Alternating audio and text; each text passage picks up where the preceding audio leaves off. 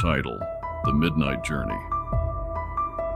The night was thick with an unsettling silence as I drove down the desolate highway, the only company being the occasional flicker of streetlights casting eerie shadows across the empty road. My knuckles clenched around the steering wheel, my gaze fixed ahead, trying to pierce through the darkness that enveloped everything. I had always been wary of traveling at night, especially on deserted roads like this. But circumstances had forced me to embark on this journey, alone and vulnerable. The radio crackled with static, offering no solace, only adding to the sense of isolation that permeated the air. As the miles blurred together, a creeping sense of unease settled in the pit of my stomach. It felt as though unseen eyes were watching me from the shadows, waiting for the perfect moment to strike. I shook my head, trying to dispel the irrational fear that threatened to consume me. Suddenly, a flash of movement caught my eye in the rearview mirror. My heart skipped a beat as I saw a figure standing by the side of the road, shrouded in darkness. I slowed down, squinting through the darkness, but the figure had vanished without a trace. Shaken but determined to press on, I increased my speed, desperate to put some distance between myself and whatever lurked in the shadows. But the feeling of being watched persisted, growing stronger with each passing mile.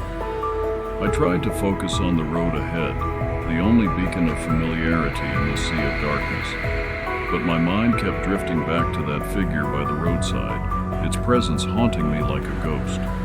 Suddenly, a loud thud jolted me out of my thoughts, and my car lurched forward, tires screeching against the asphalt. Panic surged through me as I struggled to regain control, my heart pounding in my chest. With trembling hands, I pulled over to the side of the road, heart racing as I stepped out to inspect the damage. But as I circled the car, I found nothing amiss. No signs of a collision, no evidence of what could have caused the disturbance. Frustration and fear gnawed at my insides as I climbed back into the driver's seat, the feeling of being watched now suffocatingly real. I glanced nervously at the rearview mirror, half expecting to see the figure from before staring back at me. But the mirror only reflected the empty road behind me, stretching out into the darkness like an endless abyss.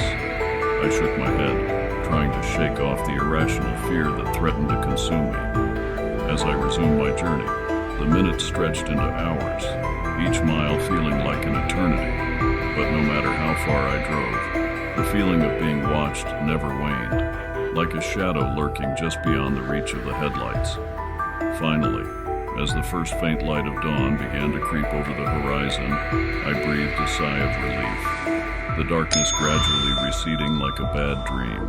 But as I glanced in the rearview mirror one last time, my blood ran cold.